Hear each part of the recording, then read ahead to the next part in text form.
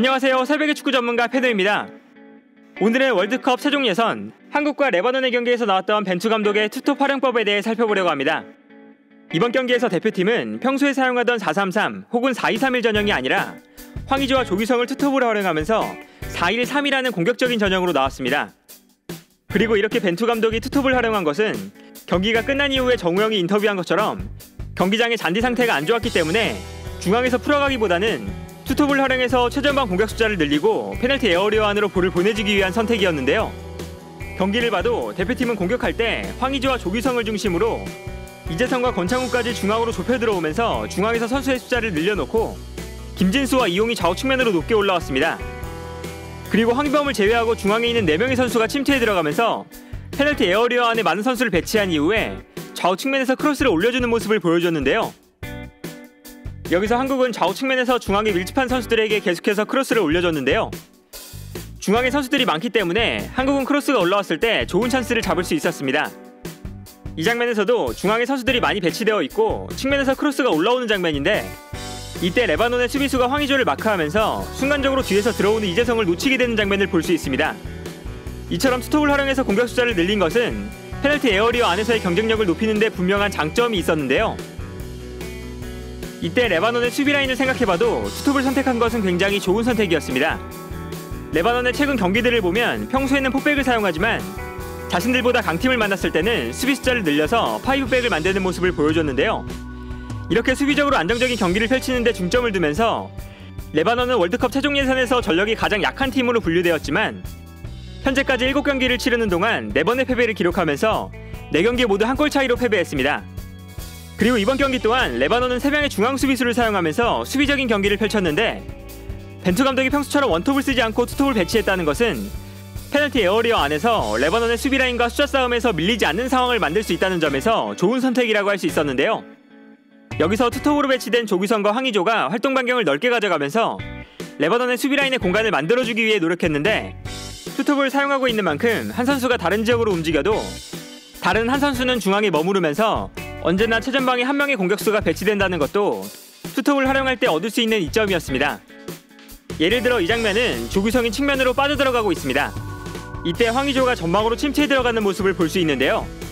조규성이 측면에서 움직여도 황의조가 중앙에 있어서 조규성이 중앙으로 패스를 보내줄 수 있었습니다.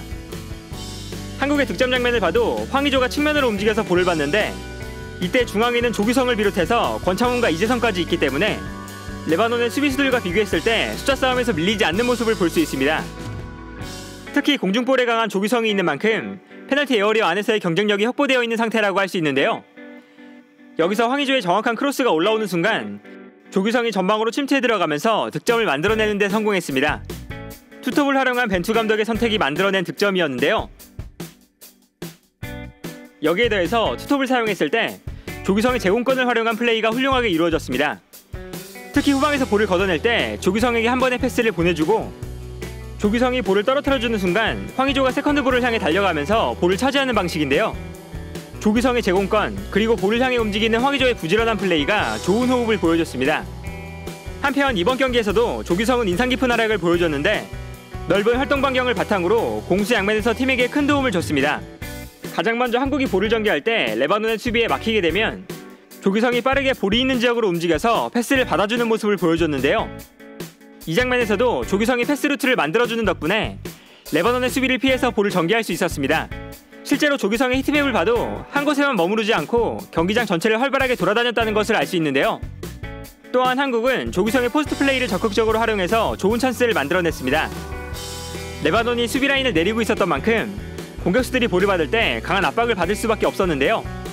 이때 한국은 조규성을 향해 한 번의 패스를 보내주고 조규성이 수비수를 등지고 버텨줄 때 선수들이 빠르게 조규성의 주변으로 움직여줬습니다. 그리고 조규성이 뛰어들어오는 선수들에게 패스를 건네주게 되면 상대의 마크를 벗어나서 볼을 받을 수 있게 되는데요. 한국은 조규성의 포스트 플레이를 중심축으로 삼아서 공격을 전개할 때가 많았습니다. 경기를 봐도 이러한 특징이 자주 나타났습니다. 조규성이 수비수를 등지는 상황에서 볼을 받아주고 이때 선수들이 조규성의 주변으로 모여드는데요. 조규성이 수비수와의 몸싸움을 버텨내면서 주변에 있는 선수들에게 패스를 건네주는 것을 시작으로 한국의 공격이 전개되는 것을 볼 수 있었습니다. 최근 조규성이 대표팀에서 좋은 활약을 보여줬던 흐름이 그대로 이어지는 모습이었는데요. 결과적으로 대표팀은 레바논에게 1대0으로 승리를 거두면서 월드컵 본선 진출에 매우 가까워졌습니다.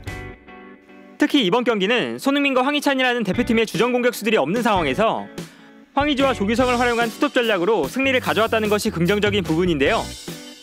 황의조와 조규성을 활용한 투톱 전술이 좋은 결과를 가져온다면 대표팀에게도 전술적으로 큰 힘이 되어주지 않을까 합니다.